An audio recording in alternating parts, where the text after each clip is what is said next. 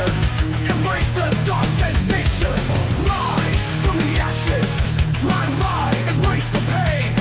Despise through the carnage. Rise, conquer fear, no compromise. Rise against, stand as one. Bask in the pain, second to none.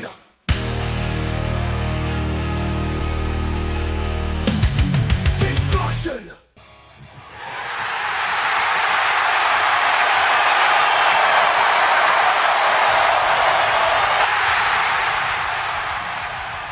I guess I better take this over. It's Thursday, and you know what that means. Welcome to a brand new episode of Max Wrestling. This is episode 495, 5 away from 500. I am the one they call LAFA, and I have no good goddamn idea where the cap is. But you know what? I'm not surprised that he doesn't want to show his face here after the bullshit he pulled against my man Beer last week.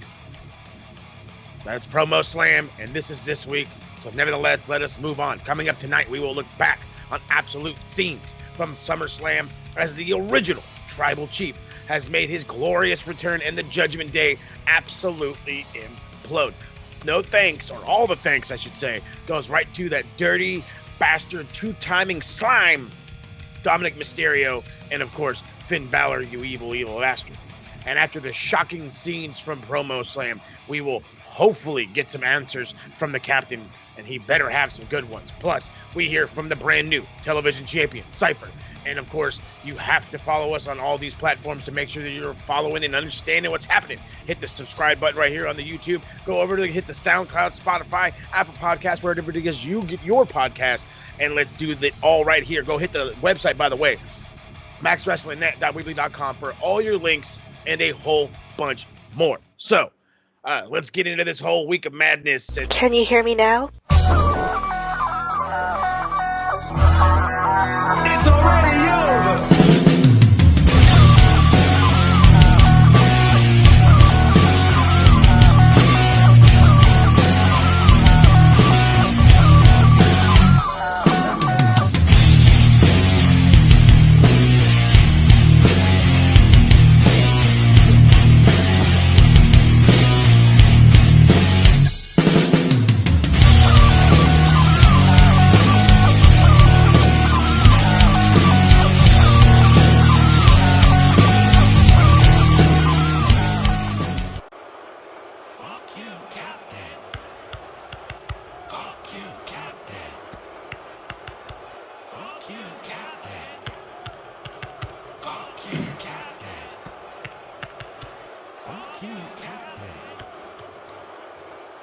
Let me ask you people a question. Do I make you sick? Good. Because the feeling is mutual. Every time over the past few months that you've all shown your support for somebody else, I have wanted to puke. Whether it was Cypher, or Chris Reed, or Beer. Yeah. Who could do such a thing? Who could be that sick? Who could mastermind such a plan to torment their best friend of over 20 years for 7 long months, taunting him, attacking him, and then costing him everything? Who could do such a thing? You're looking at him. But let me ask you people another question. Are you upset because of what I did? Or are you upset because you never saw it coming? You know the who, but you don't know the why. So sit back, kick your feet up, and grab a beer. Oops. And let me spell it all out for you. Beer, you came back to us over a year ago. Finally, after all these years, you came back to Max Wrestling as a regular. And at first, you tried to earn your place. You went through King of the Mic, and you lost. You tried to take on Kenny Killer. You didn't get the job done. And what did you do? You didn't pick yourself up dust yourself off. You complained. You campaigned. Justice for beer. And then you felt entitled to join Dragon Club. You thought you could just waltz in and join our ranks? Why? Just because of your Welsh blood? Your history with us? It doesn't work like that. You have to earn your place. And that's when I knew I had to teach you a lesson. And you never saw it coming.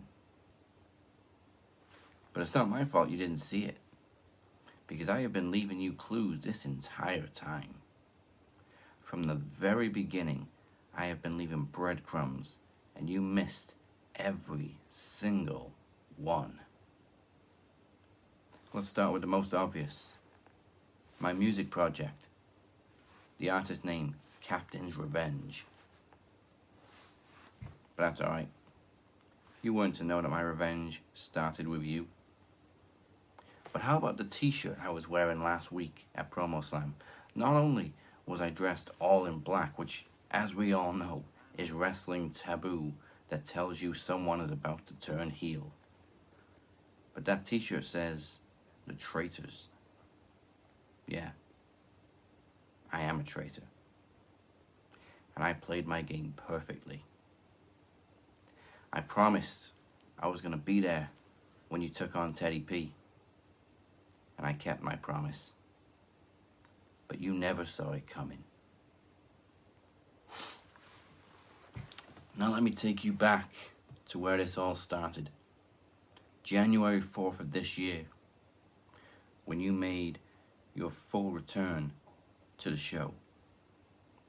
You had glitches over your face, right? Let me show you what you missed. Look at the t-shirt I was wearing on that episode. Does that look familiar? Does that look like a certain anonymous face to you? You never saw it coming. But I get it. I had a little graphic in front of the t-shirt. Maybe it was a little difficult to notice a t-shirt, but how about a hoodie? Anon Mascaras always wore the same hoodie. Difficult to miss. A black and grey hoodie with a bright Adidas logo right in your face. And where have we seen that before? That's right. My therapy session. Right before Anon's show back up. There I am. Clear as day. Wearing the same hoodie. And you never saw it coming. That therapy session wasn't me accepting that I had lost the TV title. That was me fully becoming Anon Mascaras. A couple of weeks after that, you sealed your fate when you and Moses took the only title I had left. The tag team titles that I held with Corey. That's why I decided to pull the trigger at Promomania. You pointed the finger at Travis, just as expected, because he was the obvious candidate.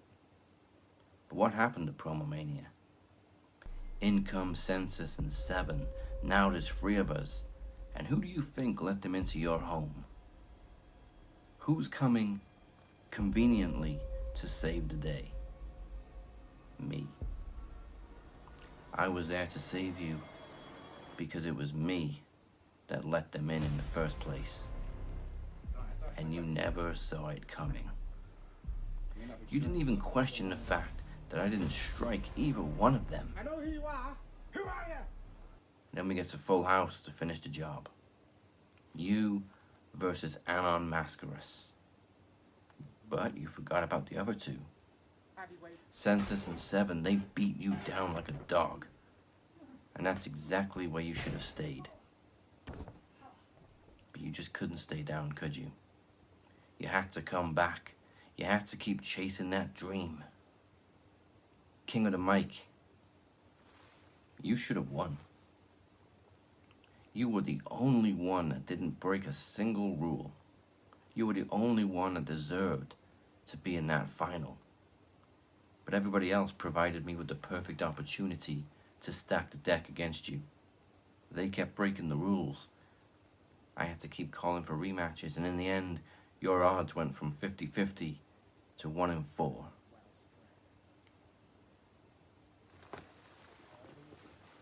I cost you the crown, and you still never saw it coming. You still didn't realize that I was Anon Mascaras this whole time. But you still had the Iron Bank contract, didn't you? And you announced you were cashing in at Promo Slam. I saw the biggest opportunity to cost you everything. I challenged Teddy P, knowing that I wasn't going to win. Knowing that the winner would have to defend against you. Why would I risk losing the title to you when I can guarantee that you wouldn't win?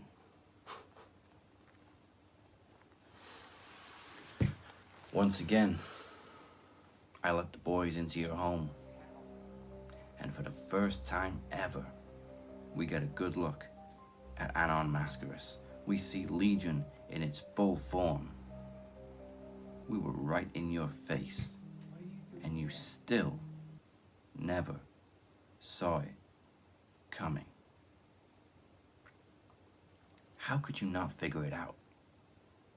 Who in Max Wrestling lives closest to you but me and Phoenix and Chad? We were right on your doorstep, and you never saw it coming. Hell, I even started referring to you as Mr. Beer, just like Mascaras. And as for Moses, he didn't know it was me either. The guy he unmasked last year, not me. All I did was pick up his mask. I still don't know who he is. I'm not the original Anon Mascaras. But I'm damn sure the definitive Anon Mascaras. And as for you, Travis, I saw your promo last week, and I apologize. Before you make any rash decisions, I reject your challenge for Max 500 because I think we need a Dragon Club meeting later tonight. All 4 of us. So, Beer, now you know the whole story. I'm gonna finally give you the chance to see it coming. August 22nd, on the road to Wembley. Why don't you limp out of your hospital bed and meet me at All for One? No longer will I be overlooked. Check the record books. I have lost every single promo match this year. And as you say, Beer, enough is enough, and it's time for a change. I am the verbal assassin, the Dragon King, the game changer. And it's about time I got back to changing the game. It's about time I reminded people who the hell I am. Even if it's at your expense. Mr. Beer, you just lost the game.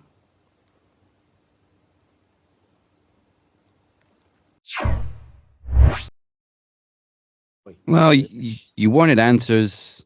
Not like you people deserve them, but you got them. Ha! Guys late for work and acting like an ass. Anyway, all right, here we go. Can we talk SummerSlam? Can we do that? Can we do that? Let's talk SummerSlam. We've heard about the big slam this week. Let's talk SummerSlam. Predictable, but predictable isn't bad when it's done well. Bingo. As we've always said. I think Dave Meltzer said this was an angle show. A lot of storylines were played out throughout SummerSlam. It wasn't necessarily about the wrestling. It was about all the storylines coming together, which I can't argue with. But there were some great matches, though. But No, I think that was the upside. Is it had all the stories in it to keep you so enthused and entertained and anticipated, and you were waiting on pins and needles, especially for certain matches as the night went along. But yeah, there was good matches as well. There was I'm shockingly going to be uploading the TSK's review of SummerSlam. But as I was saying, like even like the Seth Rollins Drew McIntyre match, that was probably like the only one that was oversighted because Seth was just acting a complete fool.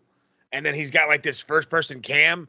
And if you're on TikTok or any type of social media right now, you're just watching him in like first person view, and you'll be seeing like CM Punk smashing Drew's head in the steel. And you're like, is that legal? Yeah, go for it. Do it again. Like he's encouraging this man. yeah, it's fun, but you could kind of tell Seth was getting annoyed with the camera, especially when it stopped working and he just yanked it out. Yep. Love that. Which apparently was discussed beforehand, that it may keep falling, the battery might keep falling out. So if it does, just take it off. It's fine. And Seth was like, thank God. What's so wrong with the chest cam? I swear there was like refs in the Prem for a while wearing chest cams. Or maybe they still do. I don't know. Not that I recall, but I mean, hey, it works for bouncers. It works for police. Just use body cams. Speaking of somebody who needs police, goddamn Dominik Mysterio's out there. You hide your wives, hide your sisters and daughters. Oh. This guy is out for anything that's blonde haired, apparently, because good God Almighty, how do you do that to RHEA? You dirty rat. You dirty rat, you. As Pat McAfee and Michael Cole both said beautifully, you piece of shit. I gotta say, Dom, how can you stab somebody in the back like that? Ah. Despicable behavior. Absolutely despicable. But it was pulled off very well. Again, I'm talking about the heel turn, not something else. We knew it was coming, but it was still done very well. I was still kind of in two minds, though, because Dom obviously stopped RHEA from using a chair, and was it a chair? And he was like, look, you're going to get DQ'd. You're going to lose. Mm-hmm. So you're like, okay, yeah, he's still looking out for her. Then, of course, I played that up perfectly because, you don't know. You don't know. What was he really trying to help, or was he just protecting Liv? Exactly. But then, of course, his second move was to throw the chair in the ring. Liv hits what the hell's her finisher called? I think it's called a Dominator. It's like it's very nice though. It's like a DDT off the ropes, but it was obviously into the chair. And then even Liv looked surprised when he picked her up. And then, of course, he just plants on the kiss. Oh, yeah, great actress. Hell of an act. Just do a spin. Yeah, do a spin. No, this was again done really well. You could critique all you want because that's what a lot of people. Oh, well, you could have did this. And it played the line beautifully in my mind. It played it beautifully the entire time. You didn't know. By the end, you knew he was coming because we knew a turn was going to happen. We just didn't know when it would happen. Was he going to really cost her the match? Was it going to just be one of those things where he's just, I interfered out of the sake of me trying to help you and it costs you kind of thing? Like that's how when Liv won it the first time. But it worked out great. Mommy's pissed off. It helped out for Monday when she came back and she was on fire. And then this led to immediate turmoil from Damian Priest literally kicking doors in, grabbing Finn by the shirt. Who knew? Tell me who knew. Yeah, I love how Damian's kind of become Rhea's big brother. This is everybody's big brother. Are you kidding me? Like the way this guy reacts, like I need him to be my big brother because that's badass. Yeah, him and Rhea got great chemistry as like brother and sister to each other. So obviously Damian was going to go out and protect Rhea. And obviously you saw then the shades in Finn Balor teasing or hinting that he was going to turn as well. Heel Finn. I got some may know it, some may love it, some may hate it. I mean, I love heel Finn, but I got so bowed up over Finn's heel turn because It was so messed up. I love Priest. I really love Priest. Yes. I think if it was any other time, he would have had a longer run, but obviously it's Gunther's time. And Yeah, he it really is. came into his own as a world champion, or at least was starting to. But damn, why are you rolling somebody towards the ropes before you pin him? That was as obvious as can be. Right? That kind of irked the shit out of me. It it pissed me off. It was like, But I get you've got to get Gunther to the place for the spot for Finn to put his leg on the rope. I get that. So really, I mean, Gunther should have rolled on his own, but Priest, don't roll him. Like, give him a nudge or something. yeah, just that's it. Help him. I wouldn't even say help him along. In that instance, maybe then you got to just play it. Maybe he just then kicks out at 2, or maybe Finn improvises, jumps on the apron. You have to, like, a little bit more improv next time. But Yeah. that was one of the few negatives. Even and I'm gonna get some fucking looks for this one. Even the Nia Jax Bailey wasn't the worst thing ever. It was very much the big giant versus the little person dynamic, even though Bailey is small from a little person. But it was good. It was what it was. There's like I say all the time, or I'm going to start saying all the time. Nia is great at 2 things, and that is hitting people with her ass and shockingly throwing punches. So it worked out well. Yeah, I think I'm kind of indifferent towards it. Obviously, I think Bailey deserved a better reign to begin with. Oh yeah, I'm not going to disagree with that one.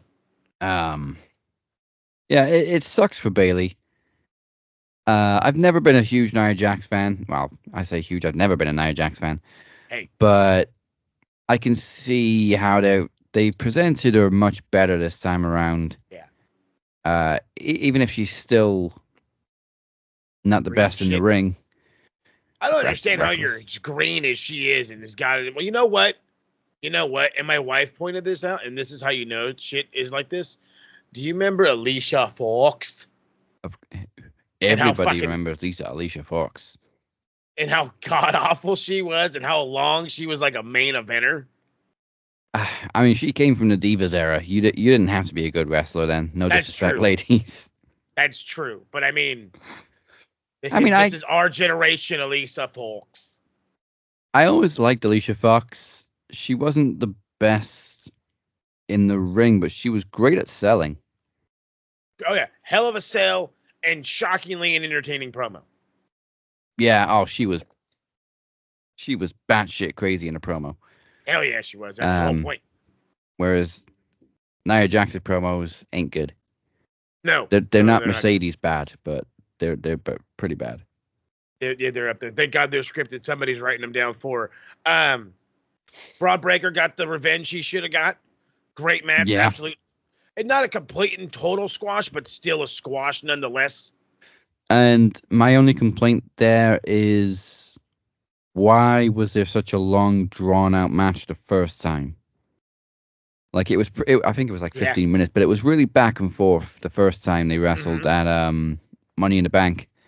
Yeah, like I had said, it was like Cena versus Sami Zayn. It was very competitive. You really didn't know who was going to win, and it was one of those where it's like, well, Braun's on a tear anyway, and so why did you, as they say on the racetrack, why did you slow down and then try to go faster when you're in the lead? Yeah, and then you just go for a pretty much a squash in the rematch. That's the only thing for me that didn't really make much sense. Right. But like I said, Braun should have won at Money in the Bank too. Should have. But again, we're past it. He's IC champ now. We move forward. It is what it is. God only knows what they're going to do with Sammy. Well, we're getting the rubber match in 2 out of 3 falls match. Okay, fine. Which I think is going to be is it on Raw? It's either on the next Raw or Bash in Berlin. I'm not sure which one it was.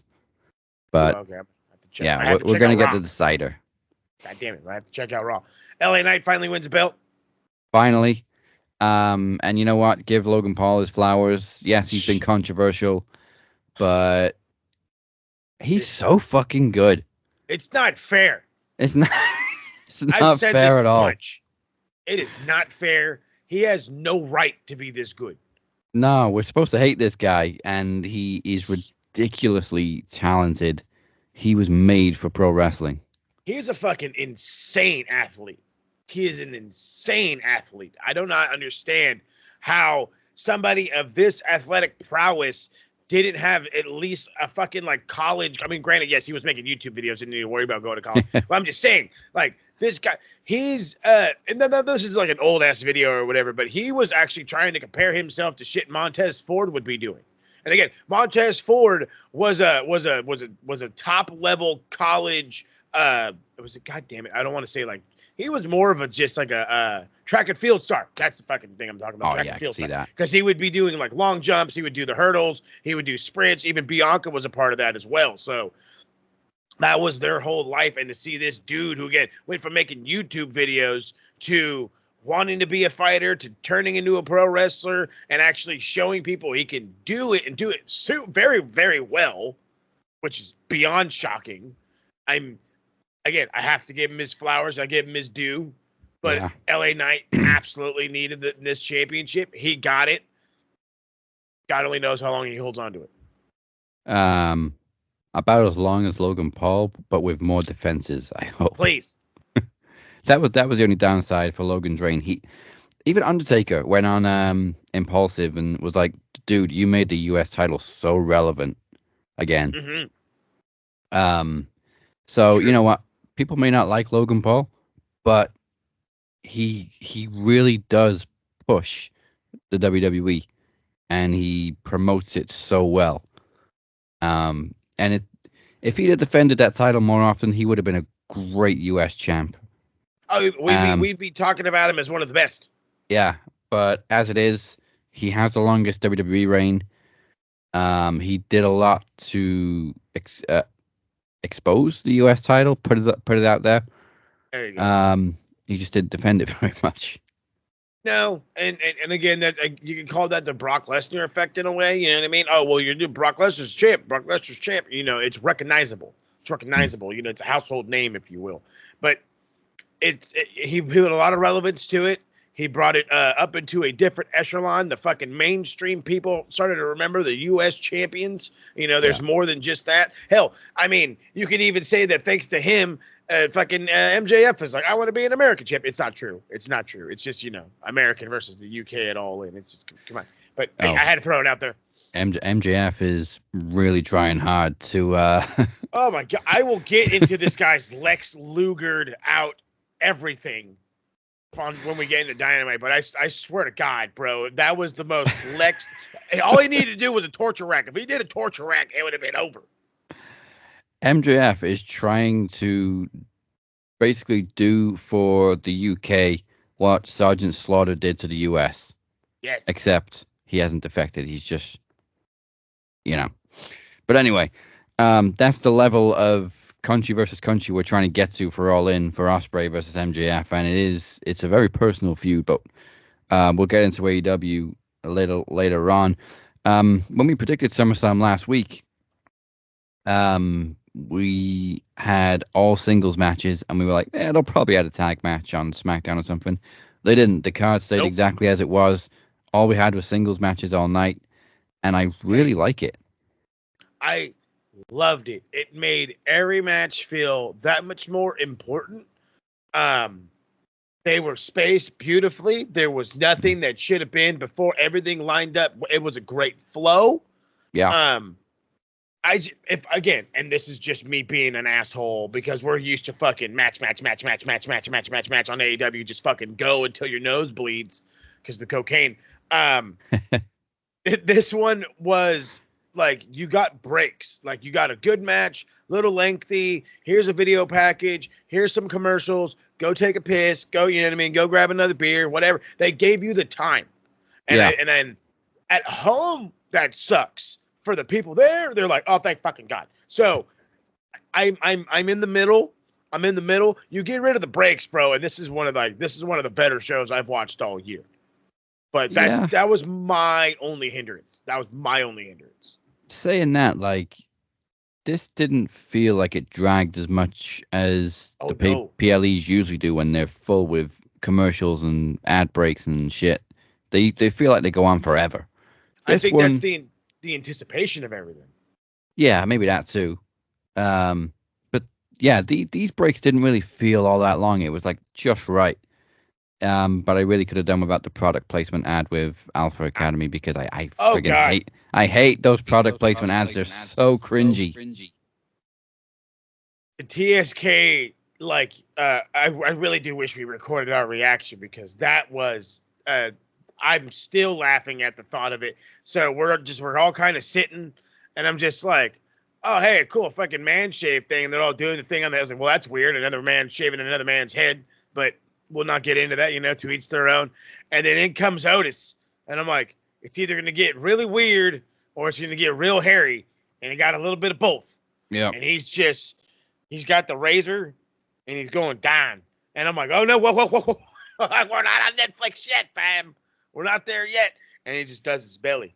And now I don't know whether to be proud as a fellow big man, whether to be upset that his belly is so hairy, or just to be good old fashioned fucking creeped out. I just froze. I could not look away. Neither could Tozawa. Oh no, he was sucked in. He was sucked a tractor beam. Who's become a great comedy wrestler Hey, in recent years. I had found out that guy used to be fat, Oh, right. like really fat. Like he used to be like 240 pounds, 250 pounds fat, and he is chiseled now. So good for you, Akira. Yes. Yeah, and then we've obviously talked about Finn's turn and the main events.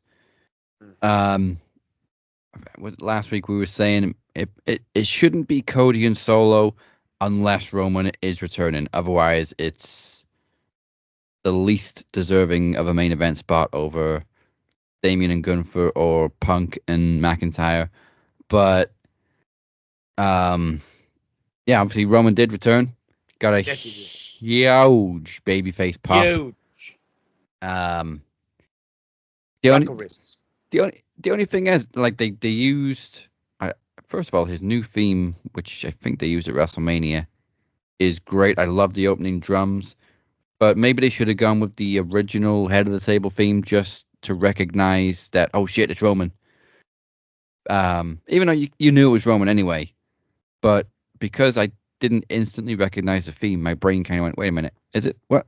Oh yeah, it's Roman. For like Honestly, a split second. You say that, but I was blaming that on the fact that we could barely hear the theme most of the fucking night. So I was like, I could barely hear that one. I could barely understand that one. It just all sounded like shit, again, personally. So maybe that's why I didn't recognize it at first. But the second I heard the drum and I'm like, yep, there he is. There it is. There comes Roman. There's nobody else that's going to have that unless fucking Goldberg's coming back. Please don't do that. I don't think Triple H is that goddamn crazy.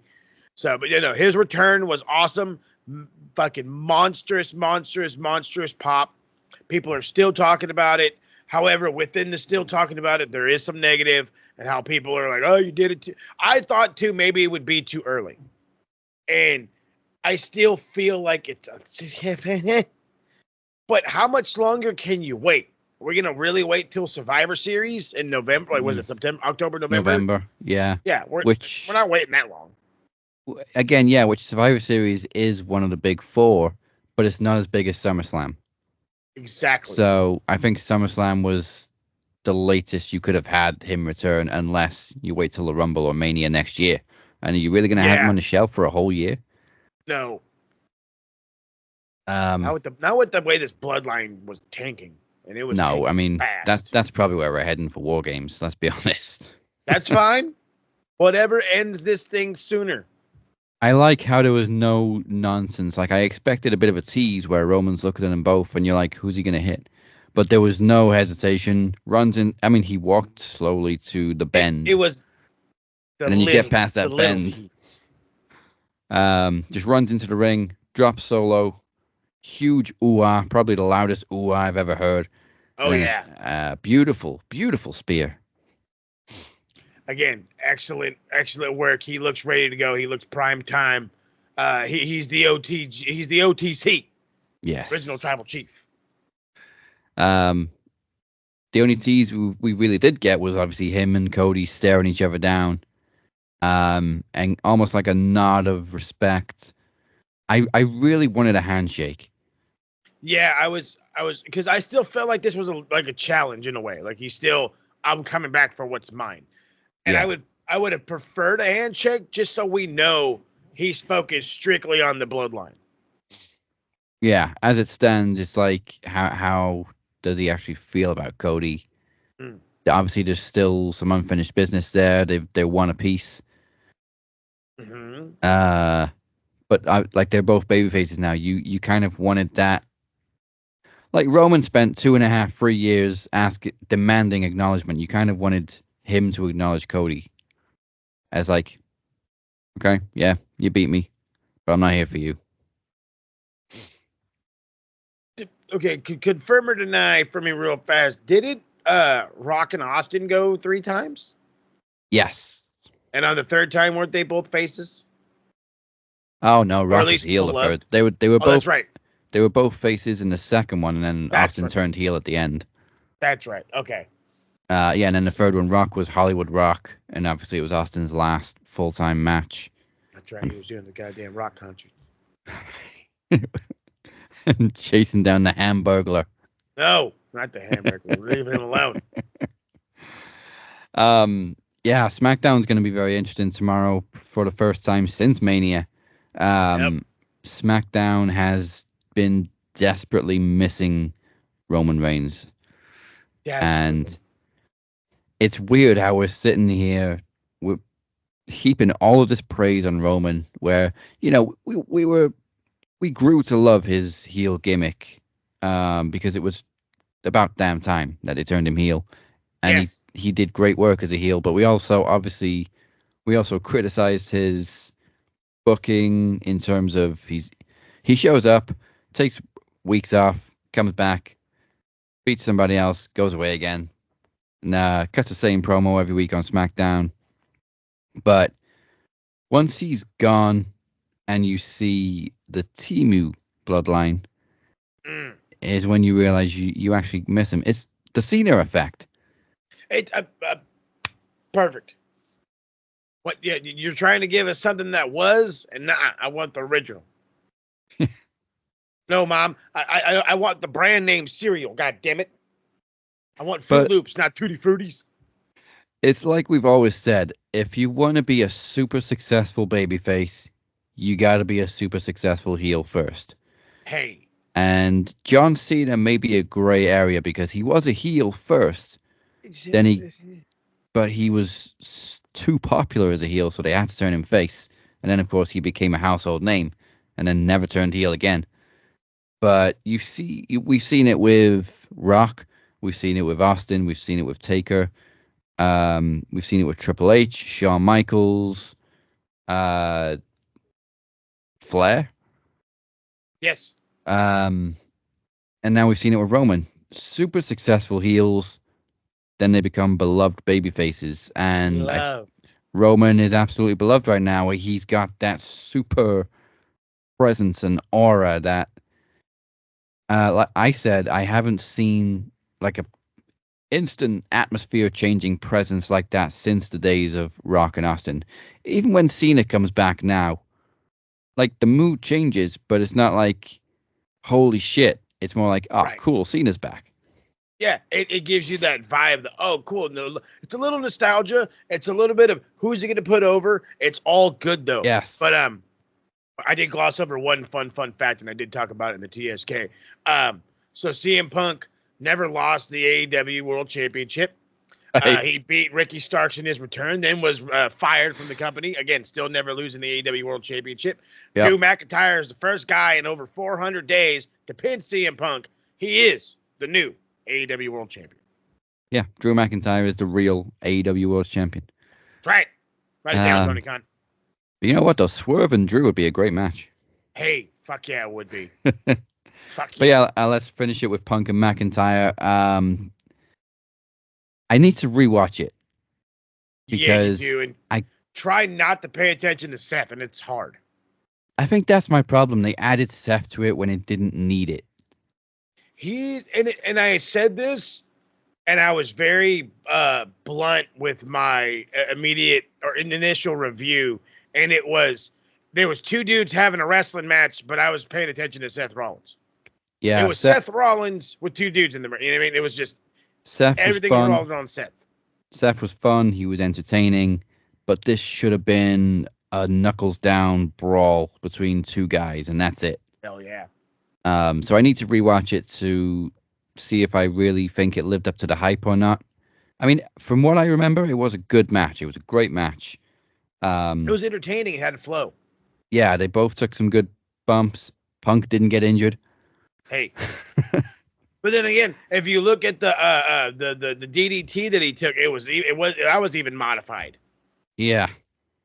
But I don't even know why Seth was involved because yes, okay, Punk dropped him with a GTS, so you would think, okay, that's the next angle. But then Seth just got destroyed by Bronson Reed on Raw, so that's his next feud. And I think we're going with Punk and McIntyre for Hell in a Cell at Bad Blood. I think so too. So what did we achieve by adding Seth to this match? Cool costumes.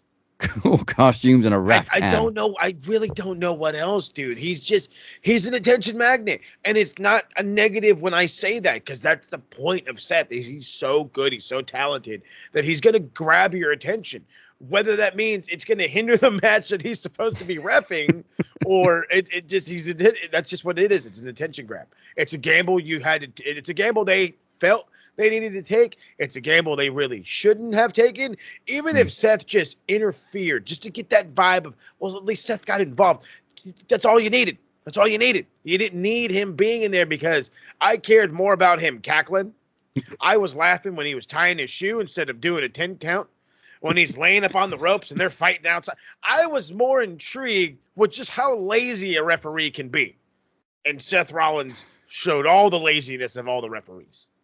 Yeah. The only cool thing about it that I can think of is obviously the link to SummerSlam 97.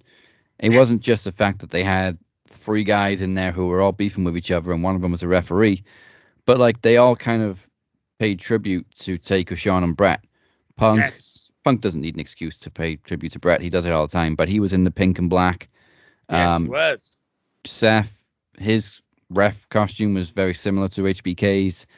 And then Drew had kind of like a Undertaker-like entrance coat. So there was definitely some vibes. And then the chair spot was almost the same, except Seth took the chair away.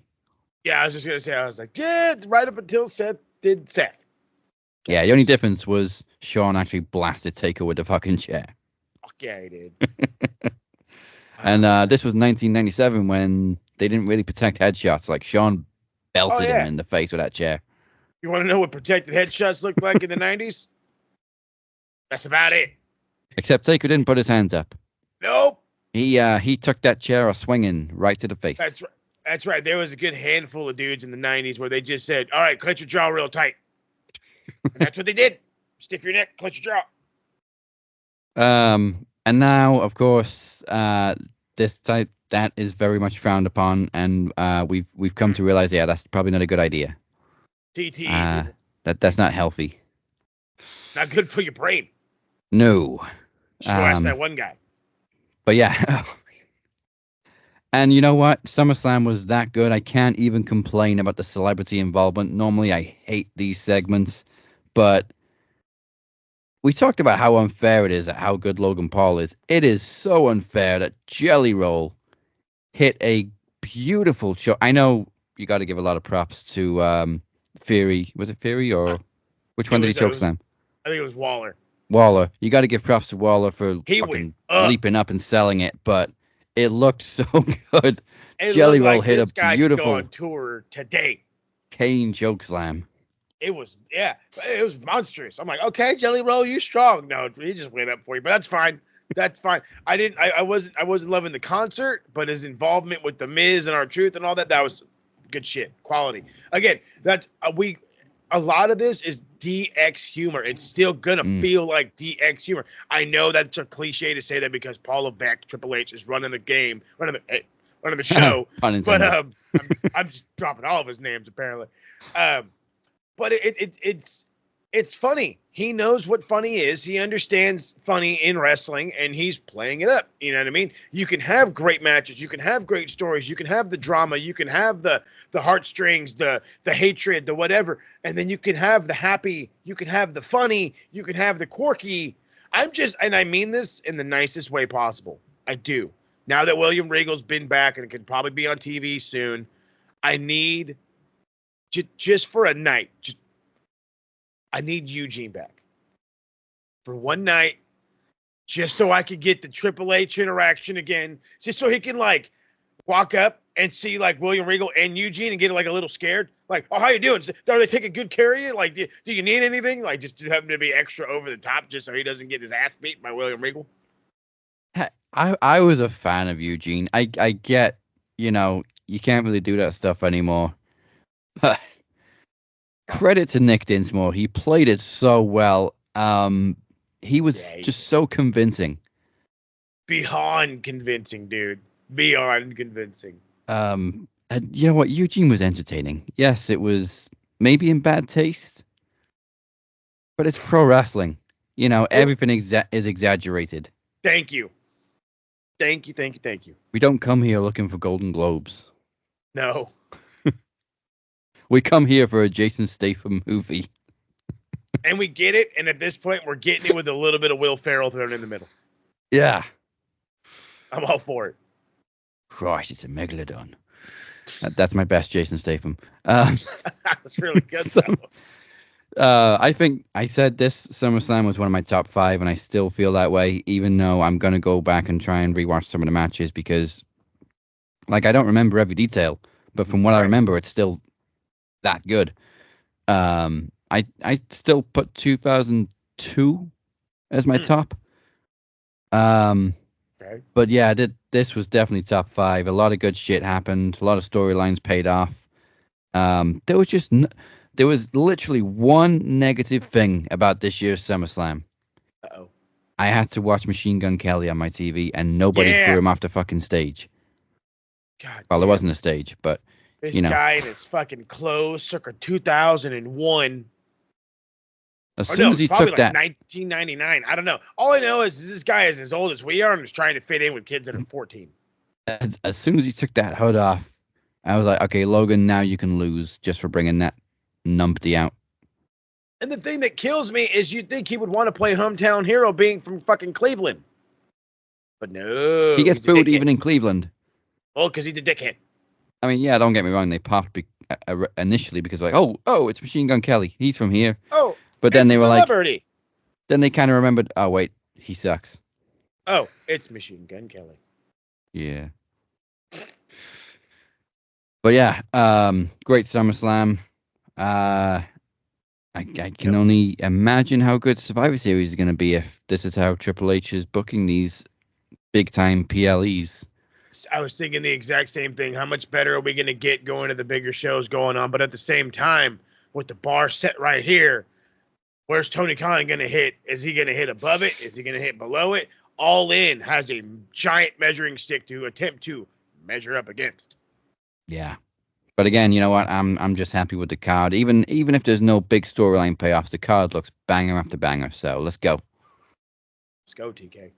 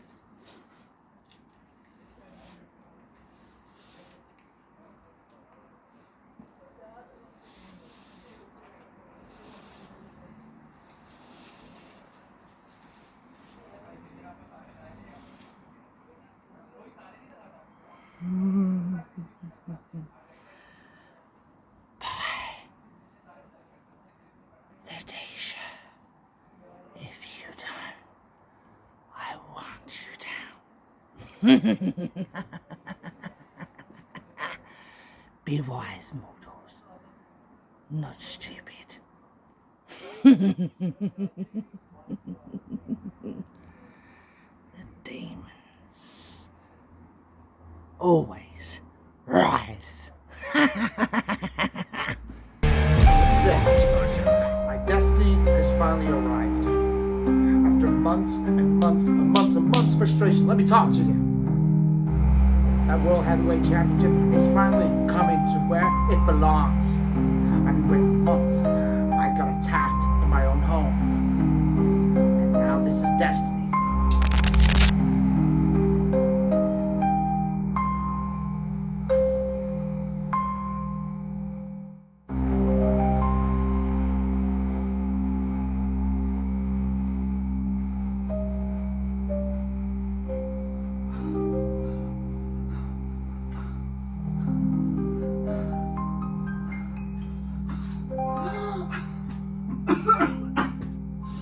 Not you, man.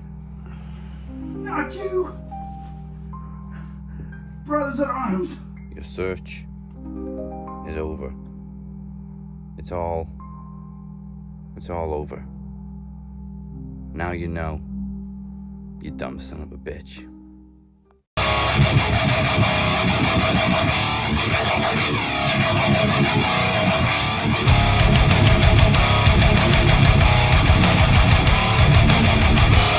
Welcome back to the Cap and Mo Show. This is your verbal assassin, Dragon King, Game Changer, the captain speaking. He is El Jefe, speak his name, and he appears. Make sure you're liking and subscribed on YouTube. Follow us everywhere, and for all the information that you need, go to maxwrestlingnet.weebly.com. I stumble through it, he does it. And still to come, we run through this past week in AEW, and now apparently we're going to see an emergency Dragon Club meeting called by the captain. But first, before we do all that, after winning the vacant television championship at SummerSlam, we hear from the one, the only, the new TV champ, Cypher. Should have been Chad. Oh yeah!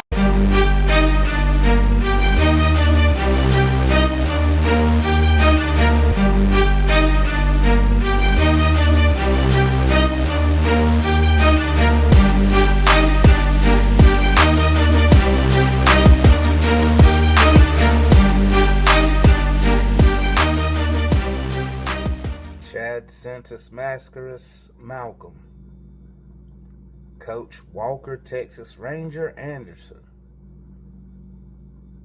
I invite you both at All for One in a triple threat luck of the draw match. You want the TV title so bad? Come fucking get it. Because that's the only way you're going to get this TV title is by pure luck. But also, by some chance I do survive this triple threat match and retain my title, then the next person I'm going to face, he don't need no introduction. Moses.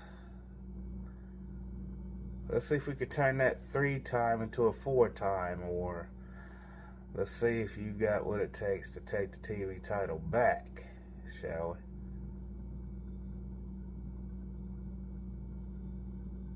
we? This illustrious club of TV title holders, if I can beat every single one of you, then hey, that means something to me. So I'll see you guys at All In. And may Lady Luck be on the side of whoever decides to show up. This is Rampage, baby. This is show that y'all been waiting on. Adrenaline pumping your chest. This is Rampage, yeah. What's up, everybody, and welcome into another edition of the Rampage Report. It's short and sweet. It was actually pre-taped all the way back at the end of July, I think, right after that Dynamite. So let's get into said Rampage Report. Wheeler Yuta defeated that guy known as the we call him Andy Williams. Brian Cage defeats Manny Lowe. Nyla Rose picking up some dubs against Harley Cameron. Brian Keith, the bad apple, if you will, I think that's actually his name. Beats Jason Drake, of course, Big Bill, and the Learning Tree, Chris Jericho, right there by his side. And then in the main event, for some reason, somehow, Private Party loses to some NXT incoming Mansoor and Mason Madden, but some of y'all may know him better as the failed project in NXT. I know him better as the former offensive lineman out of North Carolina State and third round pick in the NFL draft, Brennan Williams. So, let's see where these guys go.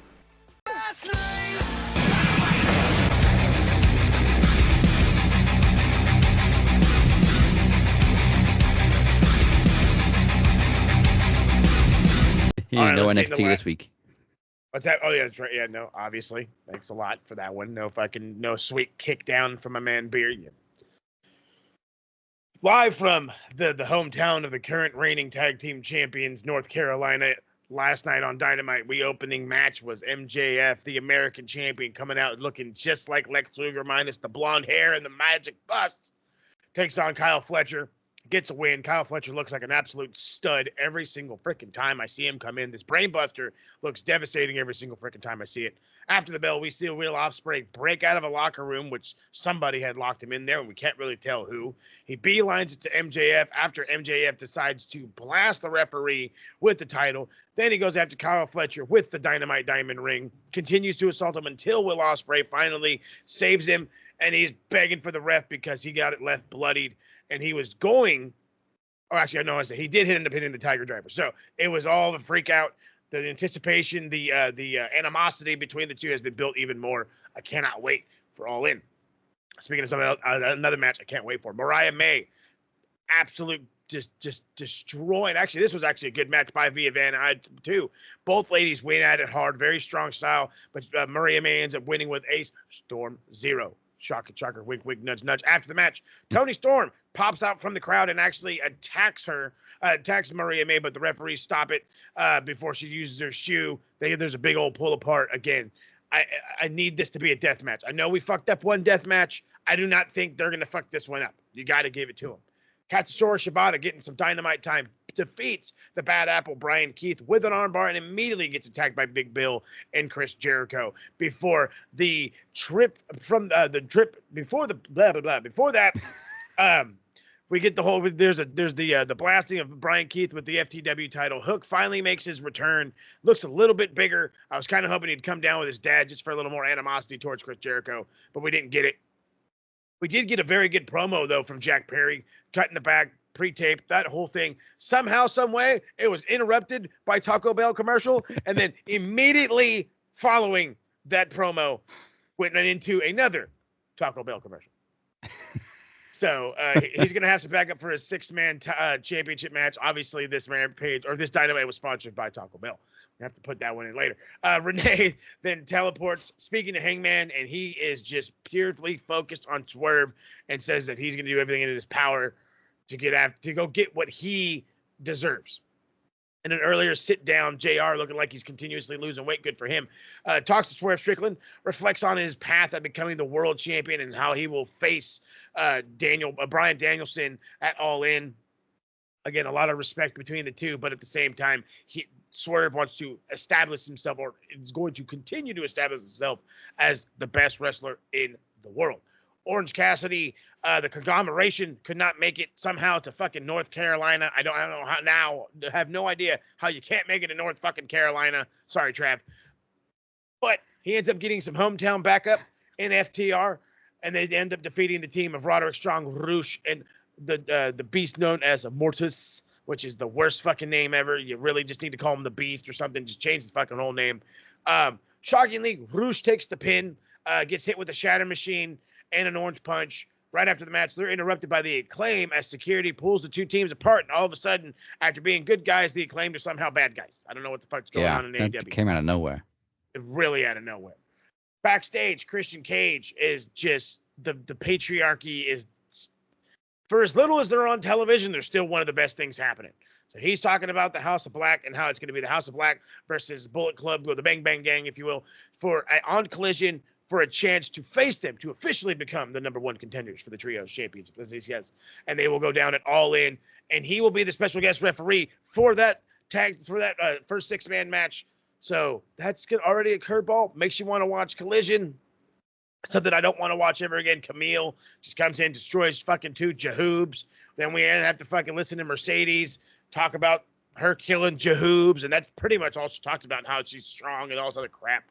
And then, thankfully, absolutely interrupts because Britt Baker's suspension after a week has been lifted, or less than a week, I should say. It's been like 4 days, has been lifted and is immediately on the fucking screen.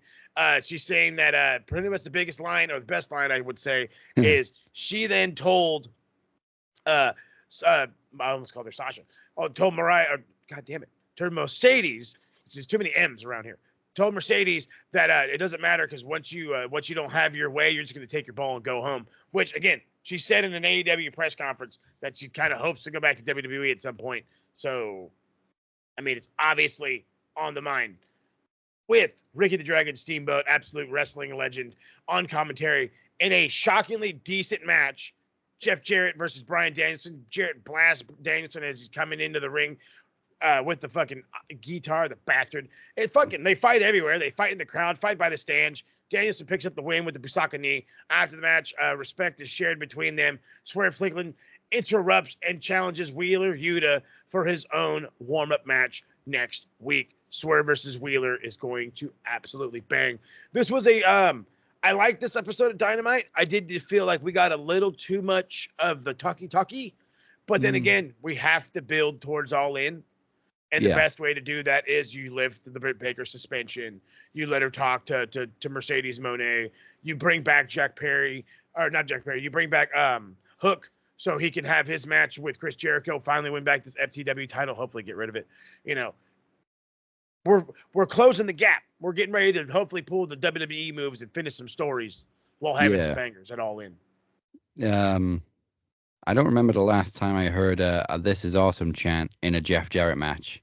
Seriously. But that's how good this main event was. It had no right being this good. Also, Swerve kind of presented a little bit heelish this week. He's getting there. He's slowly turning the heel. He's very respectful, but he's also trying to tell you that he'll do anything he has to do to win, which is, again, the heel thing. So, again, somebody's got to play the bad guy. Yeah. Either he's going to be the guy that ends Bryan Danielson's career, or he's the guy that loses to Bryan Danielson, which, again, I don't know if that's a bad thing. Either way, it's an emotional moment that I get to be there for. Lucky bastard. I don't want this to be his last match. I would love to see one last world title reign out of him. So, yeah, hopefully that's where this is heading. Love Swerve, though. I wish Swerve could be champion for longer, but unfortunately, this is where All In lands. Yes, sir. This is where it's going to be. So we'll see. Again, I'm pulling for B-Dry. Let's hope for it. Again, sorry, Swerve. You can absolutely get it back, but I can't have this guy's career end with months to go. And with the not G1 just coming yet. up. Oh, yeah. Or sorry, not the G1, but fucking the goddamn Wrestle Kingdom. Yeah. Japanese stuff. Say that next time. I mean, technically, that's 4 days into 2025. So if B-Dry does win it All In, would he kind of still wrestle for his last match at Wrestle Kingdom? Do remember that they do have that Wrestle Dynasty show right after that's going to pretty much feature all the AEW guys, and that's just one day after. So 5 days after the new year. Yeah, I know he said this was his last year as a full-time wrestler, but can you extend it a few days? I think it would be beautiful. What if he's not full-time? What if it's just he's like a match once in a blue moon? Well, yeah, I mean, I think that's where he's heading anyway. If this isn't his last match at All In, like he said, Brock Lesnar schedule. It'll be his last time as a full-time wrestler. So, yeah, I think it'd be beautiful if he retired in Japan on Japan's biggest stage. Yeah, that'd be great. That would be great. But yeah, decent Dynamite. This kind of felt like a go-home show to All In, but we've still got a couple of weeks to go, so we'll see what they bring us in the next couple of weeks. But last week was Promo Slam, and it was one of the greatest nights in the history of Max Wrestling for everybody except beer. But the party is just getting started because in 2 weeks we return with another Max event, the second annual All for One on the road to Wembley.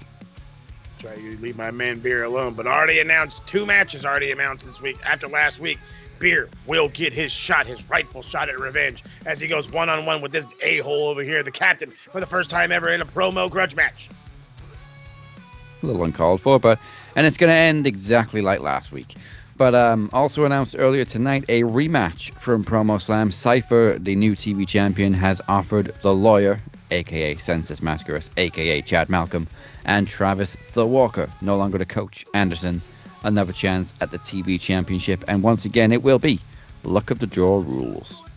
Kind of becoming a fad with a TV title, and I'm loving it. And as you can expect, we will be predicting the second All-In in London just days before the captain and Beer head to Wembley themselves. How the hell is that going to fucking work out? I'm going to sell his ticket. Or maybe I'll take his sister instead. Oh! But for more information, go to maxwrestlingnet.weebly.com/all-for-one. There's nothing better than a sister bird. Sorry, Beer. All right. I got a feeling I might end up on this myself, but let's put some points on the board and find out who's been a bellend this week.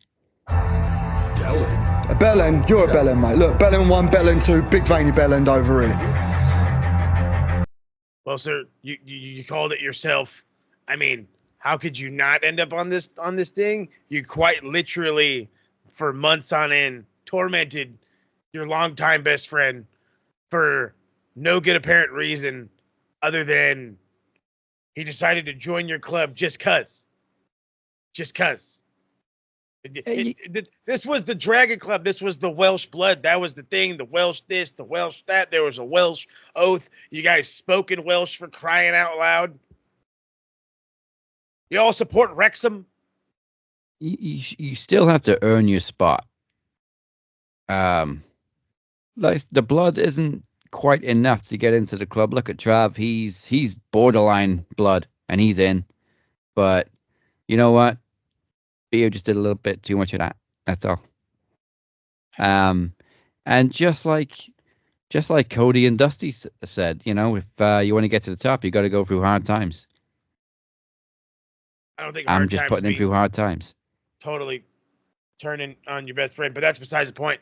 You, sir, get 5 points. And just because I have to do it with all the rest of fucking social media, and for anybody out there who wants to spread negativity on what was a good SummerSlam, you all get 5 points. IWC gets another 5. I'm being nice this week, except for to you, since you weren't nice to Beer. Hey, I'll take 5 points. That's fine. How much how much did IWC get? They get 5 We'll points. just give too? them an easy 5. It wasn't a whole bunch of negative chatter, but too much for a good show. All right, so that puts them on 47. I am officially 95 points behind Vince McMahon in the sex ring. That's good. That's a long ways. And Donald Trump. I don't think you're anywhere near that bad, bud. I'm angry at you. What you did was despicable, but I don't think you're that bad. It was a long time coming. And I also think it was a cool moment, so I gave us that, at least. But anyway, maybe I'll put myself on the next one. Let's put some more points on the other side of the board and find out who's been a bruv this week. Bruv. Can't be you.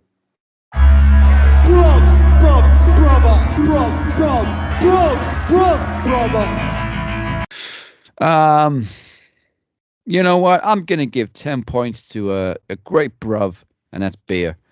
10 points, just for being you, dog. You get 10 points, compensation, shall we say? Compensation. Who else gets 10? I'm gonna give 10 points to Punk for not getting injured. I joke about it, but I was genuinely concerned, and I think I will always be concerned now because he's been getting injured every 6 months or so. I do not think there's a single person who's not a little concerned with any time he hops in that ring.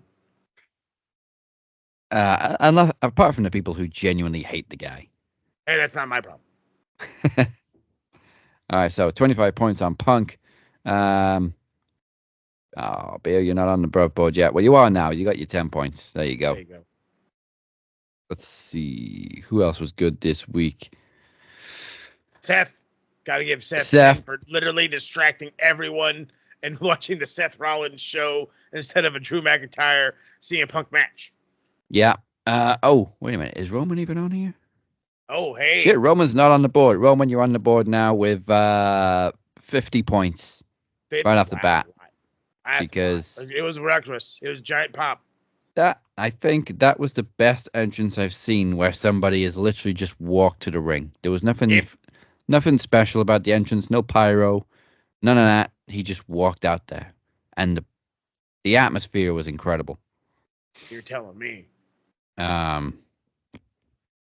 Yeah, I'm not feeling that generous, so no more points.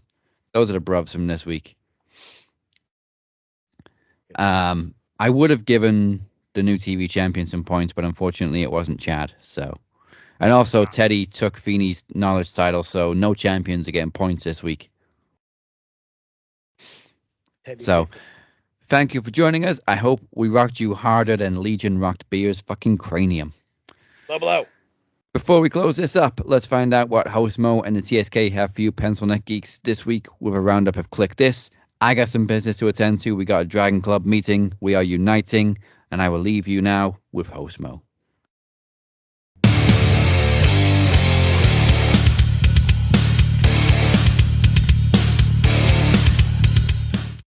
Good luck on your meeting. Hopefully you guys can, I don't know, do something with yourselves. Anyway, besides the point, the reality of the matter is yes, you must hit all the social medias. You must find out what's happening. And what's happening is the TSK's review of SummerSlam will be dropping at the same time as this episode. So it's a double episode Thursday. You are welcome for that one.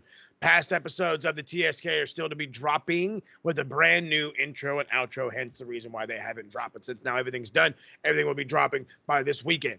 With all that being said, I'm also probably going to do the best I can to get my brother in arms Beer back on the good side, and maybe, just maybe, we will actually bang out one of these Max Football episodes. So you'll see how that goes, and the only way to do that is follow the socials. Hit up the Max Wrestling UK, hit up Max Football Pod, Captain 512 and SMR Podnet, all up on the evil Twitter machine. Check out the Max Wrestling website, maxwrestlingnet.weebly.com, for all your links and a whole bunch more. Hit the subscribe button, follow button. Twitter, Instagram, TikTok, we're going back on it. Come on back. Hit all the socials. Check them all out. Remember, being a part of the Facebook group means you can be EVP, MVP, maybe, and then you could be a dual champion. You never know. See how far you can go, or I should say, see how far you can go when you come around here on Max Wrestling. And with all that being said, I guess we'll see y'all next week for the Go Home Show for All for One. And I guess I got to let this guy do his meeting and catch y'all around the bend.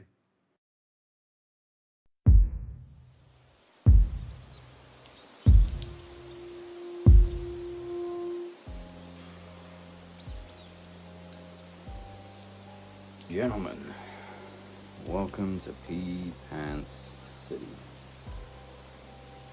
I'm sure you're all wondering why you're here, holding your units.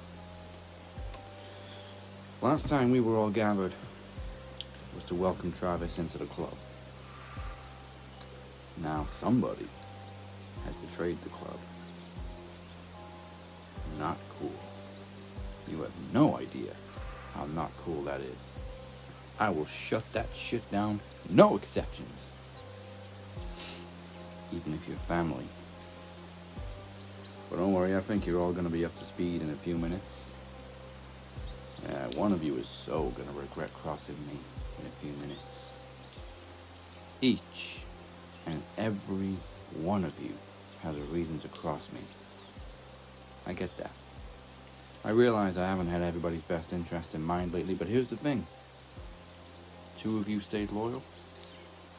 1 of you hasn't. 'Cause 1 of you tried to sell me out.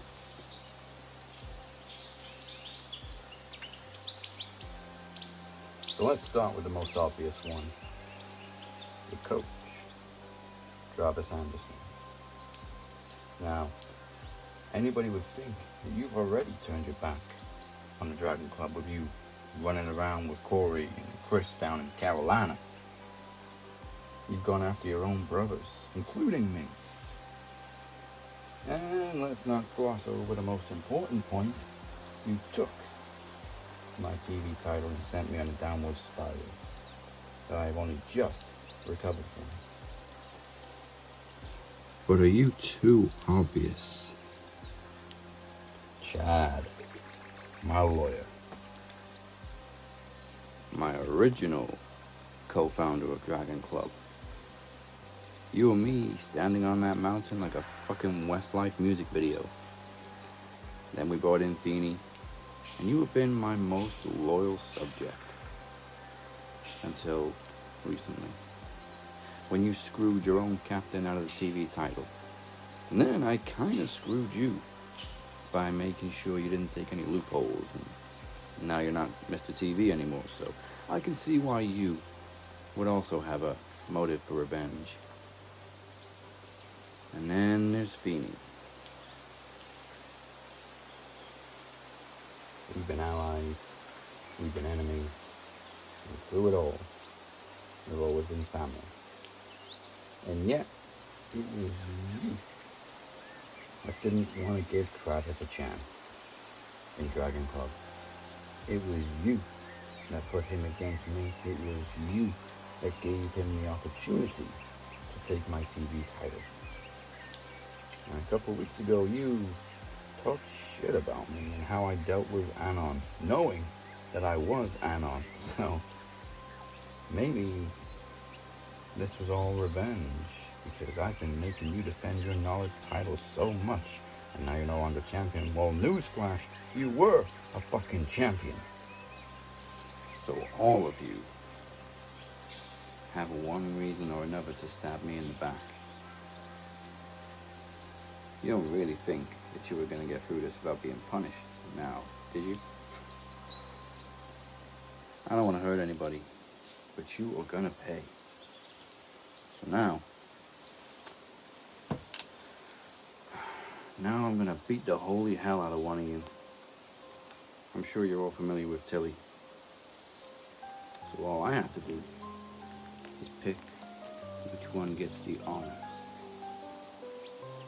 Phoenix was right about Travis. He did run off with Corey. What the fuck? You're just gonna sell me out like that? At least I didn't talk shit about him like Phoenix. Hey, do not make me kill the little future serial killer, alright? It's an emotional moment. I get it.